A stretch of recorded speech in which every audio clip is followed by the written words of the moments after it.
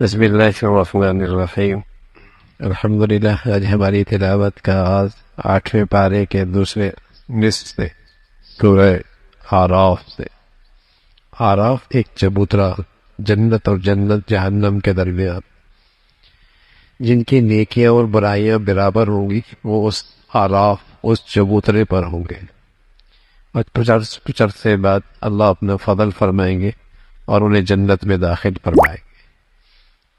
تو اسی نسبت سے چونکہ ان کا ذکر ہے تو اس سورت کا نام بھی اعراف ہے۔ اس کے آغاز میں قرآن کی عظمت کا تذکرہ ہے، قرآن کی تعریف اور اس کی شان ہے، اور پھر نہ ماننے والوں کی مذمت فرمائی۔ ایک دن آنے والا ہے جہاں نیکیاں اور بدیاں تولی جائیں گی، جس کا وزن بھاری ہوگا وہ کامیاب ہوں گے، اور یہ اللہ کے لیے مشکل نہیں۔ اللہ نے ساری مخلوق کو پیدا فرمایا، اس انسان کو مٹی سے پیدا فرمایا اور اپنی قدرت کا شکار بنایا ہے۔ اس ذات کے لیے دوبارہ زندہ کرنا کیا مشکل ہے، لیکن شیطان اس کا ازلی دشمن ہے۔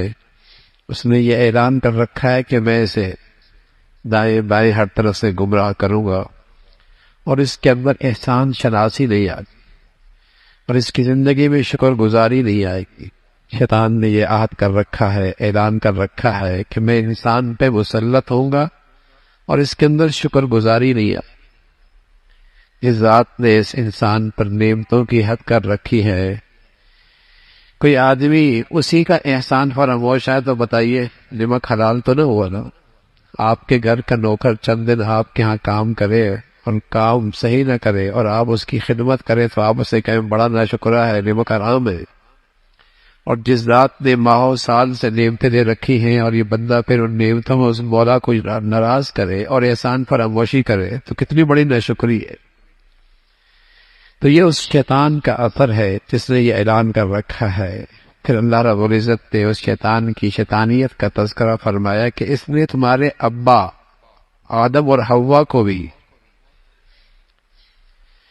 ورگلایا تھا، اور یہ آیا تھا خیرخواہ بن کے، بڑا خیرخواہ بن کے آیا تھا۔ خیرخواہ بن کے آ کر اس نے تمہارے ابا آدم اور حوا کو ورگلایا تھا، اور اس کی چاہت تھی کہ ان کی ستر کھل جائے اور وہ بے لباس ہو جائے۔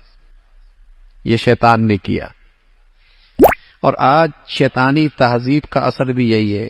آج دنیا میں جتنی شیطانی قوتیں ہیں نا، وہ بڑی خیرخواہی کے ساتھ مسلمان معاشرے پہ قبضہ کرتی ہیں، خیرخواہ بن کے آتی ہیں، تعلیم کے نام پہ آتی ہے، صحت کے نام پہ آتی ہے، روزگار کے نام پہ آتی ہیں، اور پورے مسلمانوں کے معاشرے پہ وہ قابض ہو جاتی ہے۔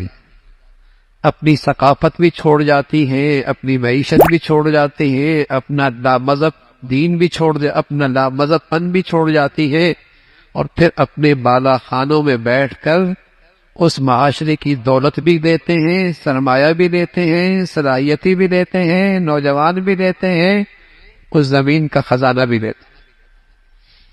لیکن پہلے وہ زمین پہ آئے تھے خیرخواہ بن کے، تعلیم کے نام پر آئے تھے، صحت کے نام پر آئے تھے، مدد کے نام پہ آئے تھے، ہمدرد بن کے آئے تھے۔ تو شیطان اسی انداز سے وار کرتا ہے۔ مسلمانوں کو خبردار کیا کہ دیکھو، ہر خیر خائی کے جملے کہنے والا خیر خواہ نہیں ہوتا۔ اور 1 صدی تک مسلمان دنیا میں اس سے دھوکہ کھایا ہے۔ آج اسلامی دنیا میں جو لوگ خیر خواہ بن کے آئے تھے، اس اسلامی دنیا کا ساری دولت سمٹ کے انہی کے پاس جا رہی، افرادی قوت بھی جا رہی ہے، صلاحیتی بھی جا رہی ہے، دولت بھی جا رہی ہے، وسائل بھی جا رہے ہیں۔ لیکن 1 صدی انہوں نے اسلامی دنیا پہ خیرخواہی کے روپ میں بے روپیہ بن کے آئے، خدمت کے نام سے آئے اور لوٹ کے لے گئے۔ ظاہر ہے جو ان کا پڑا اور جو ان کی تہذیب میں رنگا ہوگا وہ اپنے ملک کے تو رہنے ہی نہیں چاہے گا، وہ اپنے ملک میں تو رہنے نہیں چاہے گا، اور اگر کسی مفادات کے لیے رہ بھی گیا تو اس کا سرمایہ کہیں اور ہی ہو، اس کی توجہ کہیں اور ہی ہو۔ تو اللہ کریم نے فرمایا کہ شیطان خیرخواہ بن کے آیا ہے تمہارے ابا کے پاس، آدم کے پاس، حوا کے پاس، اور اس نے کیا کوشش کی کہ بے لباس